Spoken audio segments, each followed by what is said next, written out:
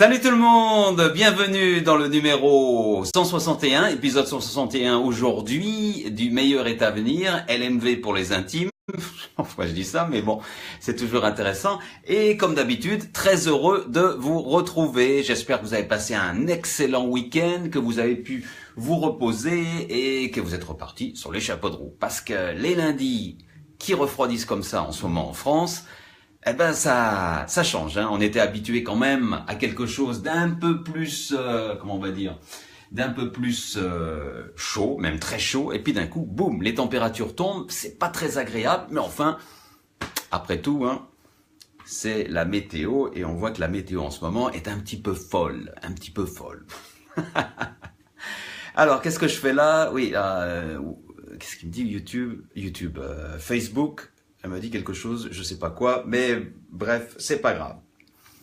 Vous allez bien? D'accord. Un petit salut amical à tous ceux et toutes celles qui regardent le replay. Merci de prendre un petit peu de votre temps pour regarder le replay, tout simplement, et en savoir plus sur des belles actions qui se déroulent de par le monde. Aujourd'hui, on va aller aux États-Unis, on va aller au New Mexico, et une jolie histoire, toute simple, mais très agréable, qui prouve que lorsqu'on veut, on peut. On peut faire des choses, on peut avoir des initiatives qui peuvent modifier la vie d'autres personnes moins chanceuses que nous. Mais ça sera tout à l'heure avec l'histoire du jour, donc du côté du New Mexico aux États-Unis. Ça va? Je regarde un petit peu. Salut Michel, salut Patrick, salut... Il y a d'autres personnes, j'arrive pas à les voir qui sont là, mais bon, c'est pas grave. En tout cas, merci en tout cas de passer, de faire un petit détour sur le live. Et la photo du jour. La photo du jour, ouais, tout de suite, on y va. Photo du jour, regardez-moi ça. Elle est pas belle. Et quand vous voyez le petit dos ici, inscrit en bas de l'écran, vous savez tout de suite de qui il s'agit. Elle est magnifique cette photo. Il y a un ciel, je sais pas où ça a été pris, mais en tout cas avec de très très beaux nuages. Mireille me dit, je regarderai le replay, je serai avec Dominique et Mercedes. Eh ben, je vous fais de grosses bises. À toutes les trois. Ah ben justement, c'est Dominique. C'est sa photo, là, normalement. Et Dominique, j'ai été impressionné par ta photo. Moment suspendu, magnifique. Et en plus, il y a un texte qui va avec. Tu nous as mis un texte qui était assez sympa, si j'arrive à le retrouver. Le voici. Un texte qui nous encourage, c'est Dominique, donc se réveiller le matin en constatant qu'on est vivant, en plus ou moins bonne santé, et que les personnes qu'on aime se portent bien et qu'on a de la chance. Et oui, parce que c'est une chance, il faut y penser. Bon, on travaille dessus, mais c'est aussi une chance. Salut Manon, d'aller travailler, n'est-ce pas une grande richesse et un beau morceau de bonheur? Moi, je crie haut et fort, oh yes. Ah, j'avoue que l'actualité, un temps me fait froid dans le dos et que tout me semble si fragile. Et tu as raison, Dominique, tout est fragile, c'est fragile. Ça peut s'arrêter comme ça, un claquement de doigts, tout peut s'arrêter. Notre vie, la vie de quelqu'un qu'on aime et qu'on apprécie, de quelqu'un de notre famille, d'un ami, etc., c'est comme ça. Il n'y a pas de règles, il n'y a pas de choses fixes. Salut Lucie, merci d'être de passage. Michel, de passage aussi. Salut Michel, un petit coucou. Eh ben, il y en a du monde. Et donc voilà, donc pour le message de Dominique, que je trouve un très beau message. La vie, ça peut disparaître en un claquement de doigts. Donc il faut vraiment profiter et apprécier toutes ces petites choses. C'est pour ça qu'à chaque fois, je partage avec vous un moment suspendu. Aujourd'hui, c'était celui de Dominique. Lorsqu'elle était sur une côte, je sais pas du tout où c'est, mais là, elle a pu méditer et elle a pu penser à ce qui fait le sel de notre vie. Salut Maribo, tu vas bien? Sinon, que vous annoncer, que vous dire? J'ai plusieurs choses à vous annoncer. D'abord, bon, non, pas plusieurs choses, non, j'ai absolument rien à vous dire. Il n'y a pas d'annonce particulière, on va pouvoir attaquer tout de suite. Je sais pas pourquoi je suis parti là-dessus, est-ce que j'ai la mauvaise fiche, moi? Non, c'est pourtant la bonne. Ben oui, mais alors, qu'est-ce qu'on fait? Eh ben on y va et on commence avec cette photo. Alors là, c'est un petit peu une histoire personnelle. Vous vous en rappelez peut-être. C'était LMV numéro 91. Je mets au défi n'importe lequel ou laquelle d'entre vous de vous rappeler quelle était l'histoire du numéro 91. Bien sûr, c'est impossible. Et je vous en voudrais pas si vous vous rappelez pas, mais sachez que dans le numéro 91, j'avais raconté l'histoire formidable d'un groupe de travailleurs dans le sud de la France, du côté de Marseille, qui avait fait un boulot fantastique. C'était les Fralib, ça s'appelait les Fralib, qui s'étaient battus pour racheter leur usine, etc. Et moi, quelques temps après, je voulais acheter du Fralib. Me suis même inscrit à leur association. J'ai reçu ma petite carte, je l'ai pas là, je pourrais vous la montrer un autre jour. Mais je voulais acheter du thé Fralib. Et j'avais été ça c'est une photo qui date du mois de mai, je pense. Je voulais aller dans mon magasin, mon supermarché, et pour acheter du thé Fralib, c'est-à-dire du 1336, c'est leur nom. Et regardez, parmi tous ces thés, j'arrivais pas à le trouver, il est là. Il y avait que ce petit exemplaire là de thé Fralib 1336, c'est le nom de leur association. Salut Yona, ça va? Et j'étais un petit peu déçu parce que c'est des gars, ils ont repris leur usine, ils sont battus contre une multinationale, c'est Unilever, pour reprendre l'usine, etc. Ils se battent pour que ça reparte, faire du thé, on leur met des bâtons dans les roues, il faut beaucoup d'argent. Salut Thierry, merci d'être de passage, c'est sympa. Et donc c'est difficile pour eux. Et donc les petits 1336, les anciens de Unilever, les anciens de Fralib, avaient des difficultés financières.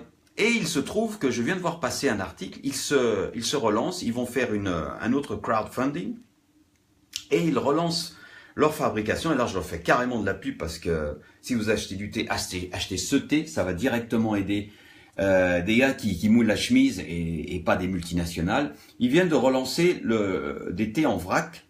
Alors vous voyez, vous avez différentes, on voit pas bien, mais vous avez différentes possibilités. Et 100 grammes, 7 kilos, vous avez le nom, l'URL, allez-y, parce que ce sont les anciens Fralib, et il faut qu'on les aide. Moi je pense. Donc si vous avez la possibilité d'investir un petit peu, je ne sais plus combien coûte le thé, ah bah oui, c'est en plus 7 € pour 100 grammes, si vous avez la possibilité, et si vous aimez le thé, eh ben n'hésitez pas, moi je vais leur acheter, mais je vais leur acheter du Rooibos, voilà. Rooibos, parce que les autres je les aime moins, donc je vais leur acheter du Rooibos. Et voilà, tout simplement. Peut-être qu'en y mettant chacun du sien, on va pouvoir les aider à sortir la tête de l'eau et enfin à vivre décemment avec leur propre usine. Salut Amanda, bonjour. N'hésitez pas à partager le direct, n'hésitez pas à partager cette vidéo avec vos amis. Ça permet à plus de monde de connaître ce qui se passe de par le monde en bonnes nouvelles. Sinon, un petit sourire, allez, c'est Richard qui s'y colle tout de suite. Petit sourire, la voici. J'ai changé l'alarme de mon réveil par des applaudissements, ben c'est bien, pour pouvoir avoir la reconnaissance que je mérite quand je me lève à 6 heures tous ces satanés matins. C'est pas bête en plus, hein. Si vous sentez que c'est difficile, mettez des applaudissements, et même des encore, bravo, magnifique. Allez-y, hein. Ça, c'est toujours agréable. Et on va parler de Becherel. Alors Becherel, là, ça a été une sacrée histoire, Becherel. Vous avez vu passer cette photo, je pense, elle m'a été indiquée par, alors je les salue, Maribo, Alex, Françoise, Nina et d'autres que j'oublie. Vous m'avez tous et toutes signalé cette photo. Il faut la mettre dans LMV, dans l'épisode 161. Ben la voici. Mais bon, c'est vrai qu'elle est formidable. Si vous l'avez pas vue, la voici. C'est dans un Leclerc, ça se passe. Les dictionnaires et Becherel se situent au premier étage de votre espace culturel. Et vous avez remarqué les fautes. Il y en a une qui est évidente, qu'on voit tout de suite, c'est celle-ci, se situe, ENT. Et personnellement, je suis pas très bon en orthographe, j'avais un doute sur le S de Becherel. Et effectivement, il faut pas de S à Becherel, qui est utilisé comme nom propre, tout simplement. Nom de marque, pardon, pas nom propre. Enfin, Becherel, c'est peut-être même un gars, hein, je sais pas. Donc voilà, et ça nous a bien fait rire, et il y en a eu, et on a bien ri là-dessus. On a tellement ri, que, alors attendez que je retrouve ça. Il y a eu plein de commentaires sous cette photo.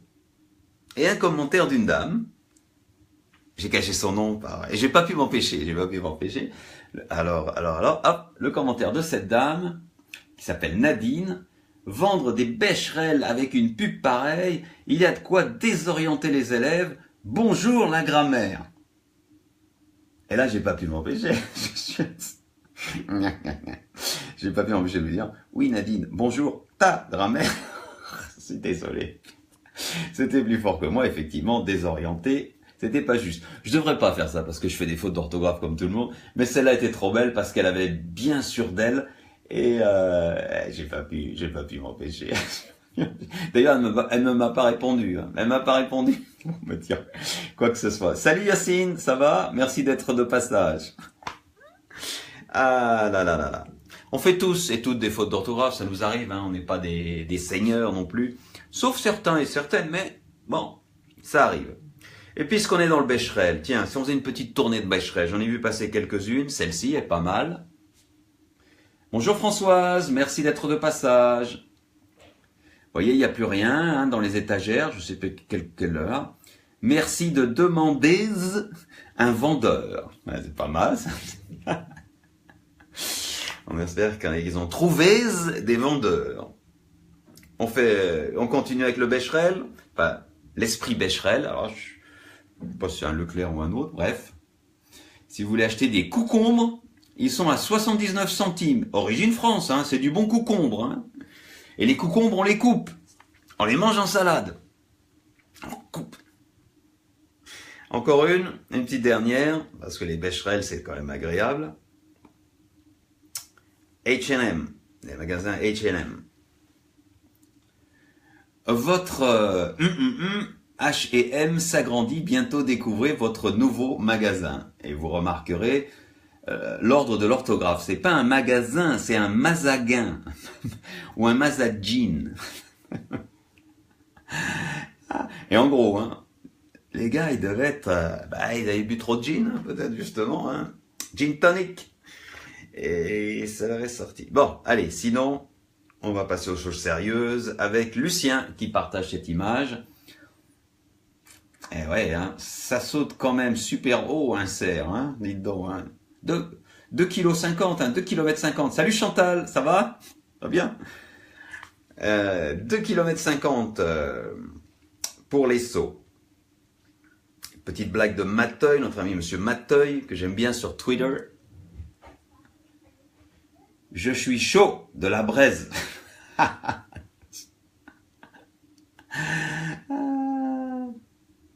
Maintenant, le coude un peu lourd lors de la réunion chez H&M. Yeah, oui, ah oui, ça a été... Allez les gars, c'est super campagne là, allez, le mazaguin. Sinon, celle-là elle est jolie. Ah, mais celle-là je peux pas la partager. Ah bah zut, alors, vous voyez, elle est pas passée. Ah si, elle passe. Attendez, je vais voir si elle passe. Tiens, qu'est-ce que c'est? Non, ça passe pas. Bah désolé. On va la remplacer par une autre qui est quand même sympa. Je dis rien. Vous savez ce que c'est cet oiseau? C'est un merle. Et comment appelle-t-on le bord de l'aile du merle?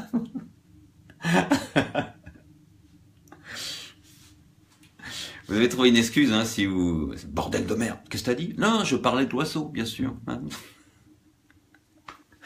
Faut pas se gêner. Faut pas se gêner. Ah, une autre, j'ai hésité à vous la partager, elle est de Lucien, celle-ci. Il y a vous connaissez le guide, le Go et Millot, la cuisine. Et Christian Millot est décédé récemment, c'était au mois d'août, je crois. Et Lucien a partagé une information. Bon, c'est pas gentil de se moquer des morts, mais j'ai trouvé quand même excellente. Lucien, c'est limite, mais c'est bon. Ça passe le test. Triste nouvelle que la mort de Christian Millot. Son viaduc restera jamais une de ses plus belles œuvres. Courage à son frère, au soleil.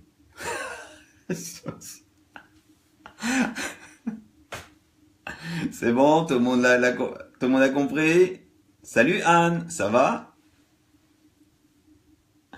Pas de soucis là, tout le monde y est. Ah, ça est bon, Lucien. Désolé, hein, on devrait pas rire non plus des gens ici, mais Christian Millot a une belle vie quand même. Il a accompli pas mal de choses. Hein. On y va pour la retraite. Il faut penser à la retraite de temps en temps, hein, pour les plus âgés d'entre nous. Mais pas seulement ça. Vous ne pourrez plus manger ni fruits de mer, ni poissons, ni viande. Dites-moi la vérité. Qu'est-ce que j'ai, docteur? Une pension retraite de merde. Oui, il faut y penser. C'est pas avec ça qu'on va se payer le poisson. Hein. Mireille nous a partagé celle-ci. Oui, il faut savoir bien comprendre ce qui se passe. En sortant du supermarché, le vigile m'a demandé de vider mon sac. Je me suis assis, Et je lui ai parlé pendant 2 heures. Et j'avais pas fini. Et il m'a sorti du magasin à coups de pied. Ouais. Sinon, Lucien a partagé celle-ci. Lucien a fait un carton en ce moment. Hein. Alors, désolé. Ah oui, je vais la mettre en blanc. Peut-être ça passera mieux. Attendez, parce que là on la voit pas. Tu discutes avec un type tatoué de la tête aux pieds, tu t'attends des escales autour du monde et il te raconte ses 2 ans de BTS secrétariat. Tatoué ne veut pas dire bourlingueur, voyageur ou expérient. Surtout maintenant, cette mode du tatouage, depuis quelques années, c'est incroyable. Enfin, quelques années, je pense, hein, ça fait un moment maintenant. C'est assez étonnant. Hein. On en reparle dans 30 ans. Richard. Rien à dire, Richard. Le vin d'ici vaut mieux que l'eau de là. Salut Jean-Marie, tu vas bien? À nous-mêmes qu'est nous-mêmes. Fait plaisir. Petit salut de la Guyane. Tiens, c'est marrant, parce que je viens juste de voir une photo sur Facebook qui montre là où on habitait lorsqu'on était petit, en Guyane. Voilà, là où on habitait lorsqu'on était petit, lorsqu'on était ado, à la caserne de la Madeleine. Ouais, mais l'ancienne, hein, celle qui était là avant, hein, pas celle qui a été reconstruite depuis. Tiens, j'aurais dû la... je vais la partager sur Facebook, tiens. Ça intéressera personne, peut-être Jean-Marie, mais et c'est tout. Le bon souvenir là-bas. Voilà, c'est tout pour les petites blagues d'aujourd'hui. J'en ai plein d'autres. Hein. J'en ai plein d'autres parce que maintenant, LMV est hebdomadaire, le Mérite Avenir est hebdomadaire. Donc évidemment, vous m'en envoyez plein et j'en ai des stocks. Alors j'essaie de sélectionner, mais elles sont vraiment bonnes. Hein. Vraiment, vous avez de sacré humour et ben, ça me fait plaisir et c'est très agréable. Tiens, je vais mettre ça ici, on va voir si ça marche. Ouais, voilà, ça marche. Donc, l'histoire du jour, nous allons aux États-Unis, nous allons au Nouveau-Mexique. Une petite histoire qui montre qu'on peut changer la vie d'autres personnes et que rien n'est impossible. Bon, enfin, c'est pas non plus incroyable, mais quand on veut, on peut. Donc, on va au Nouveau-Mexique, aux États-Unis. Le Nouveau-Mexique, c'est un État américain qui est assez grand, 300 000 km², je crois.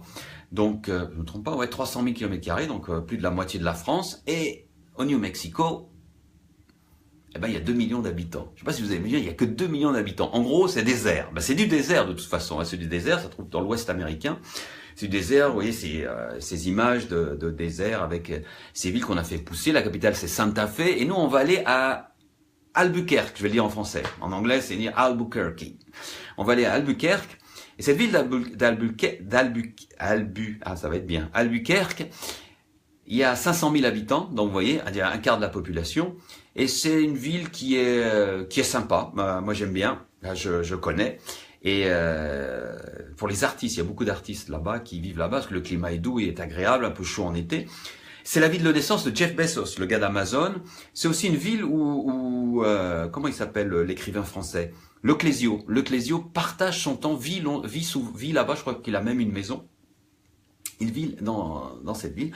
Et puis si vous n'avez aucune idée de ce qu'est Albuquerque, je vais le dire en français, et si vous êtes un fan de séries télévision, eh ben, l'une des plus grandes séries télévisées a été tournée là-bas. Breaking Bad a été tournée donc à Albuquerque directement. Donc ça vous donne une idée, avec les déserts tout autour, si vous avez vu la série, vous connaissez ce qui se passe. Je ne pouvais pas un dessin. C'est clair et net. Alors pourquoi on va là-bas? On va aller à la rencontre du maire d'Albuquerque, qui s'appelle Richard Berry, Richard en français. Si cela m'intéresse, Jean-Marie. Eh ben ok, je la mettrai, je te ferai signe. Pas dès que j'ai fini, mais dès que possible. Et on va à la rencontre de ce maire qui s'appelle Richard pour les intimes, et qui est élu en 2009. Et c'est un gars qui veut changer les choses. Il se décide à changer les choses. C'est un maire, bon, ça a un peu d'importance, il est républicain. Il a été élu dans une ville traditionnellement démocrate depuis plus de 30 ans, ce qui est quand même étonnant. Et c'est d'autant plus surprenant, non pas surprenant, mais ça montre le travail qu'il a effectué, puisqu'il a été réélu en 2013 ou 2014, je sais plus, massivement, plus de 60% des votes. Ça veut dire qu'il fait du bon travail. Et c'est vrai que ce maire fait beaucoup de choses. Et il y avait une chose qui l'embêtait quand même. C'était les SDF. Qu'est-ce qu'on peut faire des SDF? Sur Albuquerque, on avait calculé qu'il y avait à peu près 1400 SDF qui traînaient dans les rues, qui faisaient de la manche, etc. Le maire, ça le travaillait, Richard. Ça le travaillait, il se disait, mais il faut que je fasse quelque chose. Qu'est-ce qu'on peut faire avec eux? Le maire dynamique qui veut changer, il a plein de programmes pour les plus jeunes, pour les étudiants, etc. Donc, il se bouge. Il essaye de faire des choses. Et il voulait faire quelque chose pour les SDF. Alors, des SDF, c'est un problème dont je parle souvent, régulièrement dans LMV. On a toujours des histoires, des gars qui s'en sortent. Mais c'est pas toujours le cas. Il y a des aides, etc. Mais comment faire pour diminuer la population de SDF dans une ville, par exemple? C'est pas facile. Il y a des solutions, il faut regarder, il faut peut-être être ouvert, etc. Il faut qu'il y ait une volonté au niveau de la mairie, de la ville. Et lui, il veut faire quelque chose. Alors qu'est-ce qu'il fait? Eh ben, ni une ni deux, il va leur rencontre pendant plusieurs mois et il discute avec eux pour essayer de comprendre mais qu'est-ce qui se passe, comment on peut changer, etc. Mais il fait chou blanc, hein, il n'a pas trop d'idées. Il regarde autour de lui, il en discute avec ses conseillers, il voit ce qui se fait dans le reste des États-Unis. Et la tendance dans les années passées aux États-Unis, c'est plutôt d'interdire de faire la manche. L'interdiction, c'est-à-dire de donner des amendes ou de, je sais pas quoi, à tous ceux qui font de la manche. Ce qui est quand même paradoxal, vous faites la manche et on vous demande de payer une amende. C'est comme si le policier tendait la main en quelque sorte. Mais bon, l'effet, le résultat, vous imaginez, est désastreux. Ça provoque des frictions. Et encore plus de SDF apparemment, d'après les enquêtes qui ont été réalisées, je parle aux États-Unis. Le fait d'interdire de faire de la manche, de punir ceux qui font de la manche, n'élimine pas la manche, au contraire, ça l'augmente. Alors il dit que c'est pas cette solution. Et puis un jour, il roule dans sa voiture, il va à la mairie, il va à son travail, les rues dans Albuquerque sont grandes, il y a de la place, et il voit un SDF à un feu rouge, hein, comme d'habitude, avec son petit carton, pap, cherche du travail, n'importe quoi m'aiderait. Vous voyez, quand même, souvent aux États-Unis, ils ont des panneaux qui flippent comme ça, cherche du travail, où ils mettent des petites blagues pour essayer d'amadouer. Là, il marquait cherche du travail, n'importe quoi, je prends. Et là, ça fait tilt. Et le maire se dit, mais c'est bon sang, mais c'est ça qu'il faut. Si le gars demande du travail, il faut lui en donner. Évidemment, du travail, on n'est pas dans des pays comme le Japon où on manque de travailleurs ou dans d'autres pays. Aux États-Unis comme en France, c'est pas toujours facile de trouver du travail, surtout lorsqu'on n'est pas diplômé, lorsqu'on n'a pas une maison, lorsqu'on vit dans la rue, lorsqu'on n'a pas d'adresse, etc. Et le maire réfléchit à ça avec ses conseillers et se dit, tiens, non, il s'est pas dit, tiens, mais c'est bien sûr, non, c'est ça. Vous savez comment je fais, hein, toujours, j'arrondis les angles des histoires pour qu'elles soient plus agréables. Non, ça n'a pas été comme ça. Et les gars, j'ai une idée, bon sang, on y va. Non. Ça a été après des semaines de réflexion, il y a tout un comité, il n'est pas tout seul, il n'était pas dans sa salle de bain, il n'a pas trouvé ça comme ça, non. Mais enfin bref, hein, je romance. Toutes les histoires de LMV sont bien sûr romancées, hein, j'arrondis les angles. Et finalement, je sais pas comment je vais me sortir de ça. Bon, finalement, ils ont trouvé une idée. Et l'idée, c'est quoi? Et ça, c'est génial. L'idée, c'est... le programme s'appelle There's a Better Way. Il y a une meilleure façon, c'est-à-dire une meilleure façon de s'en sortir. Et qu'est-ce qu'ils font?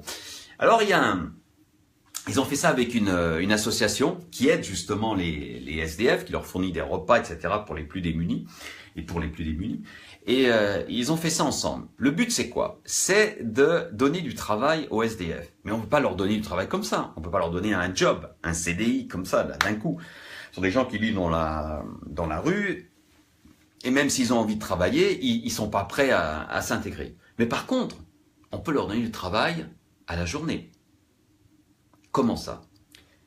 Tous les jours, depuis 2 ans, dans Albuquerque, il y a 2 grands bus qui circulent le matin et qui circulent dans les rues où sont les SDF, où ils se retrouvent.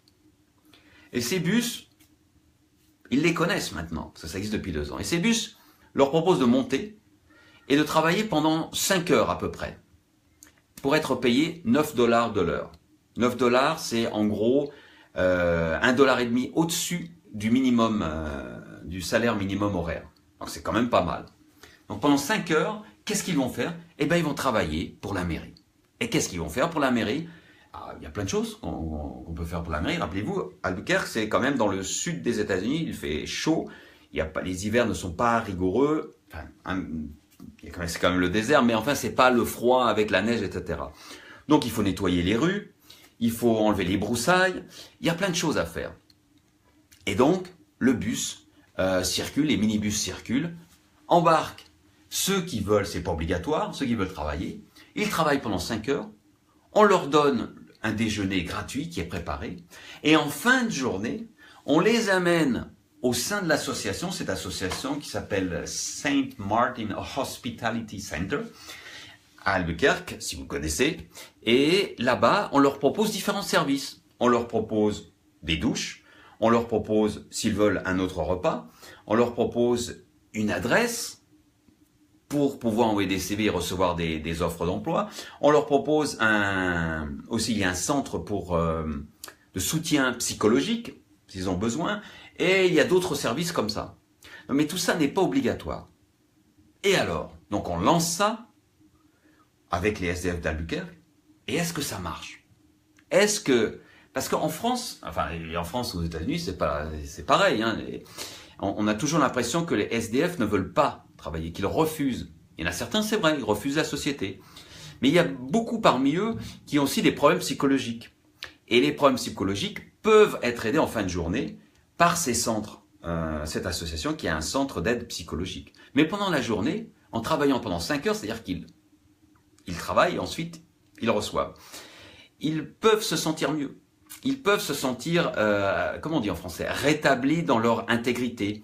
Leur self-esteem, leur bien-être intérieur remonte un petit peu. Vous voyez, ils se sentent moins losers parce qu'ils font quelque chose. Ils contribuent à la société.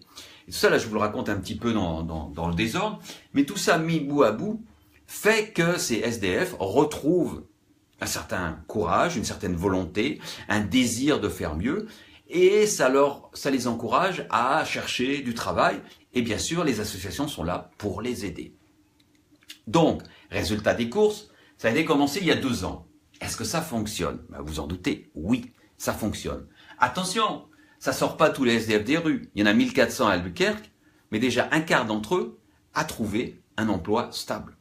Un quart, c'est énorme. Un quart d'entre eux a trouvé un emploi stable grâce à ce système.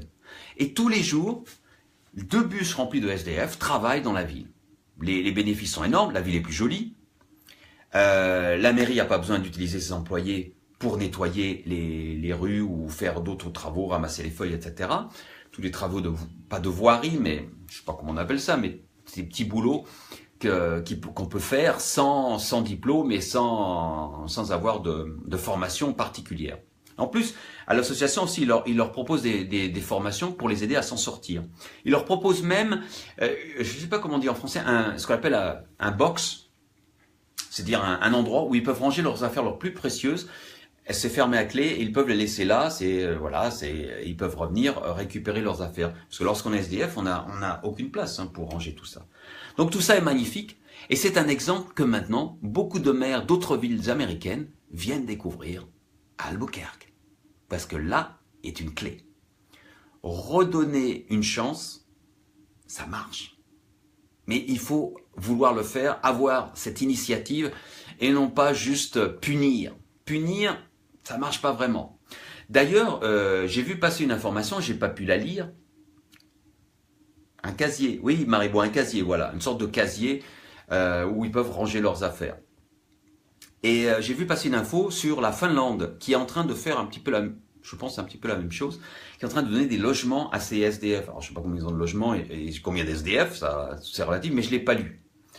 Une consigne, voilà Dominique. Salut Dominique, tiens tu es là. C'est super sympa de passer. Et la Finlande fait un petit peu comme ça. Alors on peut se dire que bah oui, mais c'est encourager les gens à être encore plus feignants entre guillemets. Apparemment, c'est pas le cas. J'ai pas vu le dossier, je suis pas allé sur place, mais apparemment, d'après les articles que j'ai lus, ce n'est pas le cas. C'est pas pour tout le monde. Il y a toujours des gens qui veulent pas rester dans la société. Il y a toujours des gens qui ont trop de problèmes psychologiques pour pouvoir faire ces petits boulots et s'en sortir. Mais quand même, parmi tous les SDF, il y a beaucoup de gens qui sont tombés là. Et vous le savez, vous connaissez sans doute des personnes parce qu'ils n'ont pas eu de chance, parce qu'ils ont eu un moment difficile. Et maintenant, dans la société, lorsqu'on a un moment difficile, c'est vite. Hein. On tombe très très vite dans la rue et dans la Manche. Dans la Manche, pas dans la... Hein, et on devient SDF très vite. Donc attention. Et j'en parle en connaissance de cause, j'aime pas le dire et le redire parce que, à un moment, j'ai connu ça. Je vous en ai parlé peut-être il y a très longtemps, j'ai connu ça, et aux États-Unis. Donc, aux États-Unis, je peux vous dire, c'est très très difficile, mais j'étais pas dans une situation comme ça. Non, je vais pas rentrer dans les détails, mais c'est difficile, et on est bien content quand il y a des mains qui se tendent pour vous aider. Voilà. Bah c'est tout, c'est terminé. On va se quitter. Je crois que j'ai tout dit. Donc bravo à ce maire Richard Berry. Marrant, c'est comme le nom de la clôture, je l'avais pas remarqué. Qui fait du beau travail du côté de la Beauclerc. Attention, il fait pas que du bon travail, il a un gros problème. Il a amélioré plein de choses, ce maire, depuis 2009 qu'il est maire. Il a amélioré vraiment plein de choses au niveau du budget, au niveau des services sociaux, etc. Mais il y a un truc qu'il n'arrive pas à améliorer, c'est le service de police. Ah, le service de police, Albuquerque Police Department est très très très très mauvais. Ils ont de gros problèmes avec, ils tirent beaucoup et ça n'arrange rien. Comme quoi punir, ça ne marche pas. Ah, une autre preuve. Allez, merci Dominique pour l'info super intéressante. Et ben c'est ce que j'essaye de faire en partageant. LMV, on en a fini pour aujourd'hui. On va se quitter avec la phrase du jour, tout à fait en rapport avec ce que je vous disais au tout début. N'oubliez pas, la vie est précieuse. Elle peut partir très vite. On peut se retrouver dans des situations difficiles très rapidement. Et c'est une image que j'avais déjà partagée il y a très longtemps. Et je la repartage aujourd'hui parce qu'elle est hyper importante. Elle n'est pas de très bonne qualité. C'est un dessin. C'est Snoopy et Charlie qui sont au bord d'un lac. Un jour, nous allons mourir, Snoopy. Oui, mais tous les autres jours, nous allons vivre. Elle est belle cette phrase. Pensez-y, pensez-y, pensez-y. Quelle que soit votre situation, vous vivez chaque jour, comme moi, comme tout le monde. Et chaque jour, il y a des petites joies à apporter, des petits moments suspendus. Parce que se lamenter, ça sert à rien. Vous aurez le temps de vous lamenter lorsque vous serez mort. De toute façon, moi je pense qu'il n'y a rien après la mort. Donc ça ne sera pas embêtant, ça ne sera pas difficile, etc. Donc, on a un temps de vie plus ou moins limité. Profitons-en chaque jour. Allez, salut. On se retrouve la semaine prochaine et ça sera l'épisode 162. N'hésitez pas à m'envoyer vos images, comme d'habitude. J'en ai tellement, mais je sélectionne les meilleurs, bien sûr. Des histoires qui vous paraissent intéressantes et que je pourrais partager et arrondir. N'hésitez pas non plus. Et enfin, partagez cette vidéo. Ça me fait plaisir et ça permet à d'autres personnes peut-être de passer un moment un peu plus léger. Du moins, je l'espère. Allez, salut. Merci Manon, merci Chantal.